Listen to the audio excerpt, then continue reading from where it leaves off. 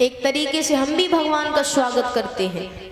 फिर भोग लगा रहे हैं तो पूजा का समय इसी समय माना गया। यशोदा मैया उस समय भगवान की पूजा करती थी एक तरीके से, क्योंकि वो थके हुए आते थे पूरे दिन से काम करके। तो भगवान का लाड़ चाव करो उस समय। तो पति ने कहा कि ये समय पूजा पाठ का समय है, पत्नी बहुत जिद करती है।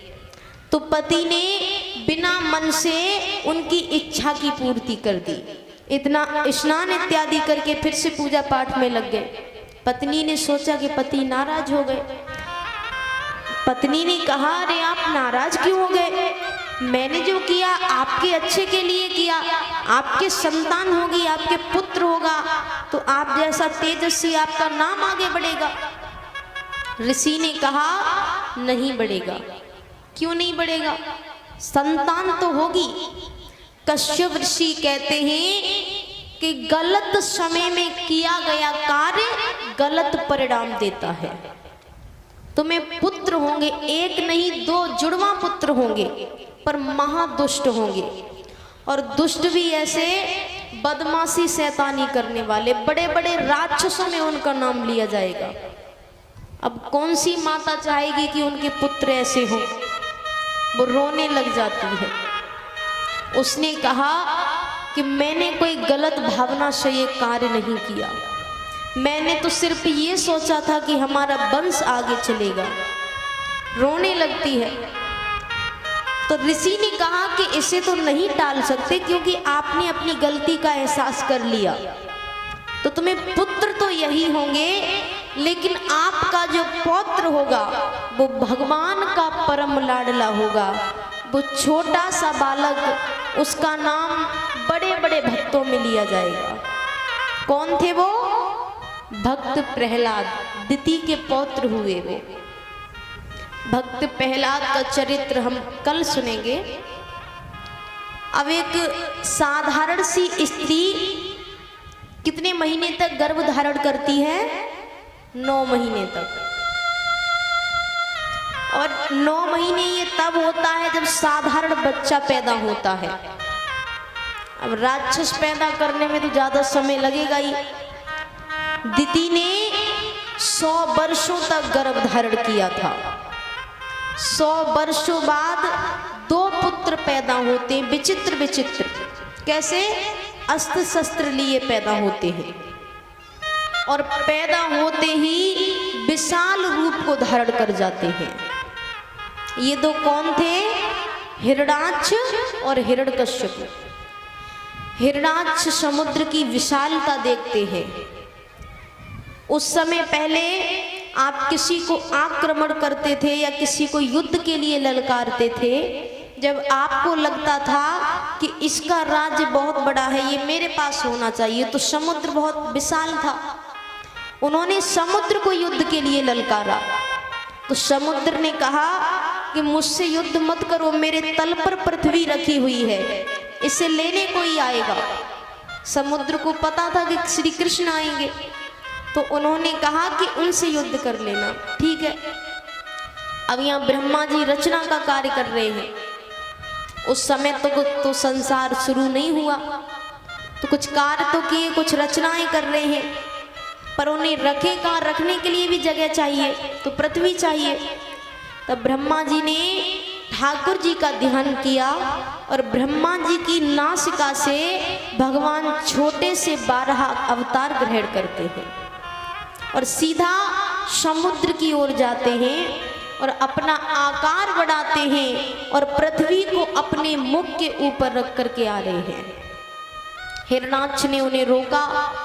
हिरणाक्ष कहते हैं, अगर पृथ्वी को ले जाना है तो मुझसे युद्ध करके जाइए। दोनों के बीच भयंकर युद्ध होता है। इस प्रकार भगवान 12 अवतार ग्रहण करते हैं और पृथ्वी को समुद्र तट से ऊपर लेकर के आते हैं। अब रचना के कार्य कर रहे हैं ब्रह्मा जी, पर कुछ भी सफल नहीं हो रहा। अब दुनिया आगे नहीं बढ़ रही। तब भगवान का ध्यान करते हैं और ब्रह्मा जी के एक हिस्से से स्वयंभू मनु और यानी एक पुरुष की रचना होती है और एक हिस्से से शत्रुपा यानी एक स्त्री की रचना होती है। दोनों से कहा गया कि जाकर के संसार को आगे बढ़ाओ। दोनों को 2 पुत्र 3 पुत्रियां होती हैं। 2 पुत्र होते हैं उत्तानपाद और प्रियवर, 3 पुत्रियां होती हैं देहूति, प्रस्तुति और आहुति। उत्तानपाद को राजा बनाया जाता है, उनका विवाह सुनीति नामक कन्या से होता है, पर कोई संतान नहीं हुई। पर क्योंकि कार्य आगे बढ़ाना है, संतान पैदा करनी है, तो उन्होंने दूसरा विवाह सुरुचि नामक कन्या से किया। और वो इतनी सुंदर थी कि उसकी सुंदरता के आगे राजा सब कुछ भूल जाए। धीरे धीरे बड़ी पत्नी सुनीति के पास भी कभी कभी जाया करते थे, बिल्कुल भूलते गए। अब देखिए भगवान की लीला, दूसरा विवाह किया गया था क्योंकि सुनीति को कोई संतान नहीं हुई थी, और यहाँ पर सुरुचि गर्भवती होती है और वहां पर सुनीति भी गर्भवती होती है। दोनों को एक एक पुत्र होते हैं। सुरुचि से जो पुत्र होता है उसका नाम रखते हैं उत्तम, और सुनीति से जो पुत्र होता है उसका नाम रखते हैं ध्रुव। छोटा सा बालक है। अब यहाँ एक बार राजा युद्ध से जीत करके आते हैं। सेवकों से कहा कि किसी को अंदर मत आने देना। सबसे पहले सुरुचि के पास आते हैं। सबसे पहले बड़ी रानी सुनीति के पास जाया करते थे, आज मिलने नहीं गए। ध्रुव को पता चलता है कि पिताजी आए हैं, उनसे मिलने जाते हैं। जाते ही पिता की गोद में बैठ जाते हैं। सुरुचि को बात अच्छी नहीं लगी, उसने पकड़ करके नीचे उतार दिया। पिता कुछ नहीं कह रहे। ध्रुव जी कहते हैं आप इतना बदल गए, अरे आपके सामने आपके बेटे को धिक्कारा गया, आप कुछ नहीं कह रहे। सुरुचि ने कहा दासी पुत्र राजा की गोद में नहीं बैठते। ध्रुव कहते हैं अरे मेरी माता महारानी है। अरे बोले महारानी थी, अब वो स्थान मुझे दे दिया गया है।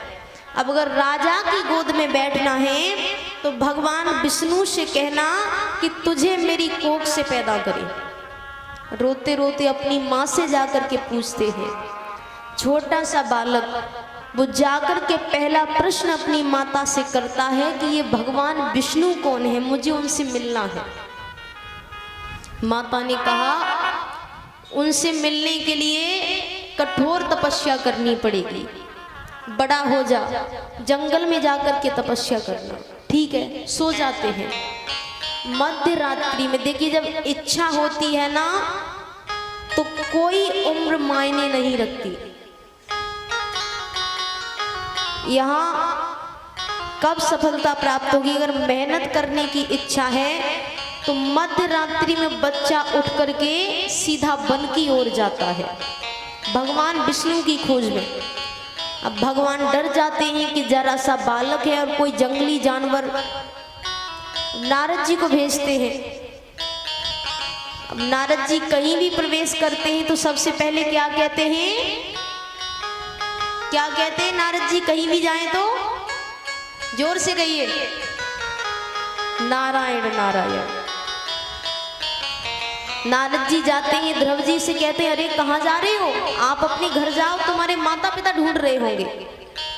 ध्रुव जी ने कहा आप कौन हो? बोले मेरा नाम तो नारद है। अरे नारद जी आपकी तो बड़ी कहानियां सुनाई मुझे माता ने। पहले की माताएं भगवान की कहानियां सुनाया करती थी और हमारी आज की माताएं सिंड्रेला की कहानियां सुनाया करती है।